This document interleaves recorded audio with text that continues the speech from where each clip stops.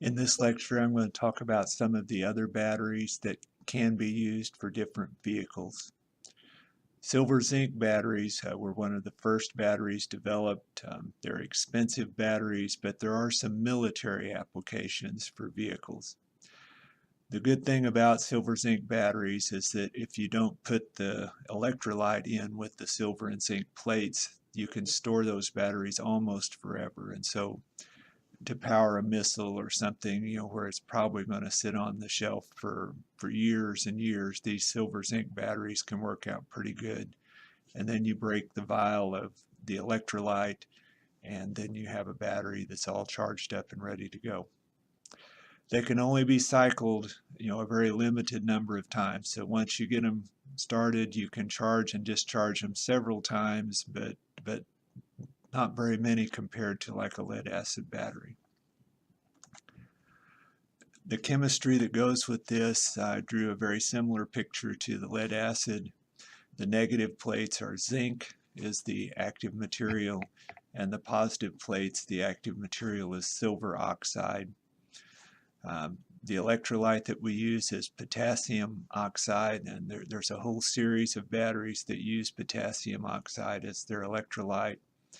They're sometimes called alkali batteries, though this is not the same as when you buy the little alkali batteries at the store. It's different. But these are rechargeable batteries. The zinc combines with the hydroxide and makes zinc hydroxide that plates out on the negative plates. There's two free electrons then that are available to power the load.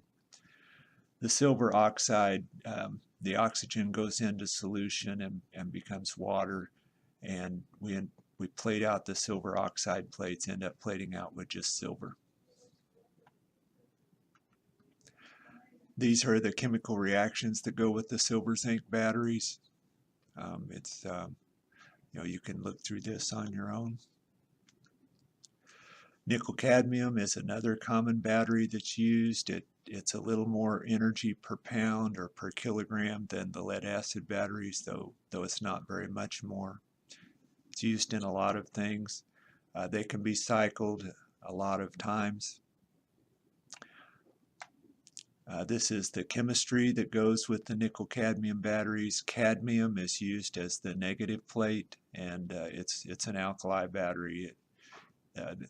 Just like the zinc combined with the hydroxide in solution, the cadmium combines with the hydroxide and makes cadmium hydroxide. And the positive plate is this nickel oxyhydroxide is the active material that's plated on the surface of those plates. And it's a fairly complicated reaction, but you end up with nickel hydroxide as what's deposited on the plates. The thing about, we'd like to get away from lead acid batteries because the lead is fairly toxic to human beings. Cadmium is also fairly toxic to human beings, so going to a nickel cadmium battery doesn't really help us as far as the toxicity things. But these are used. This is the chemical reactions that go with the nickel cadmium batteries. Positive plates, negative plates, and the overall reaction. Nickel hydrogen batteries, there are some space applications for nickel hydrogen batteries. They're fairly lightweight, and they can be cycled over and over. That's really one of their strengths. And so for in a satellite application where you're going to have to charge and discharge that battery lots of times, this nickel hydrogen batteries can work out pretty well. The hydrogen is used as the negative plate, so you're using a gas, and to contain that you have to have a pressure vessel. So these batteries have a rounded top, and they're pressurized inside, and they sort of look like a little R2-D2.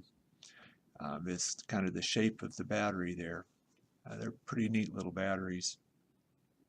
Eagle Pitcher down in Joplin makes them. I think makes all of them that are made. So you have to have a catalyzed porous electrode so that the hydrogen gas can go down into the negative electrode, and the hydrogen combines with the hydroxide and makes water. And there's two free electrons that go up, And we use the same nickel oxyhydroxide on the positive plates that we would use in a nickel cadmium battery. And it's the same reaction on the positive plates. Complicated reaction, of course. That's the positive plates that foul out eventually. This gives you the chemistry that goes with the nickel hydrogen batteries. Pretty cool little batteries. Nickel metal hydride, and these are very common batteries. You guys have probably all used one of these. Instead of a porous, it's exactly the same chemistry as a nickel hydrogen battery. But instead of using a porous plate and a pressure vessel, we can store the hydrogen in a metal hydride. And so the hydrogen gets bonded in with this metal hydride, and that's how we store and release the hydrogen rather than using a pressure vessel.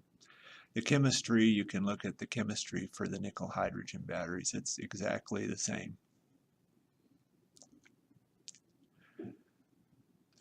It's of course, because there's no pressure vessel, it's much safer than a nickel hydrogen batteries. The downside of this one is the charge-discharge efficiency. These generate more heat than a lead-acid battery. And so they're a little lighter weight than a lead-acid battery, so you save weight as far as, putting them in an electric vehicle. You do save weight over using the lead-acid batteries. But you're going to use more energy because the charge-discharge efficiency of these is not as good as the lead-acid batteries. And then we come to the lithium-ion batteries. This is very different than all these other battery chemistries. And what we're going to do is move lithium ions across an organic or a polymer electrode. And the plates are very close together, and this polymer separation is very small. Even though in the figure I've drawn them so that they look far apart, they're actually very close together. For the negative electron, we use a blend usually of metal oxides, cobalt oxide, nickel oxide, and manganese oxide. Manganese is the least expensive, cobalt's the most expensive, but cobalt probably works the best, but it's usually some blend of these materials. The lithium ions can be impregnated into the negative plate and then move across. The electron then flows through the load. The positive plates are made of carbon, just graphite carbon, and the lithium ion can be impregnated in the graphite. And as I say, this organic electron, it's actually very thin, and there's hardly any distance at all between the positive and negative plates. That's how they work. And I've said most of these things. This is just the words that go with what I said on the figure. The lithium polymer batteries are very similar to lithium ion. They're a slight improvement over the lithium ion batteries, and this is really what we're using. It's probably the best battery we've ever created. They have a very high charge and discharge efficiency, so they don't generate much heat. And so in your cell phones and other devices that use these lithium polymer batteries, they don't heat up very much. And that's because the batteries have such a high charge and discharge efficiency. They're lightweight, they can be charged and discharged lots of times. It's the best battery we've ever come up with, and if we power electric cars, this is what we're going to use to power the cars, at least of anything we've developed so far.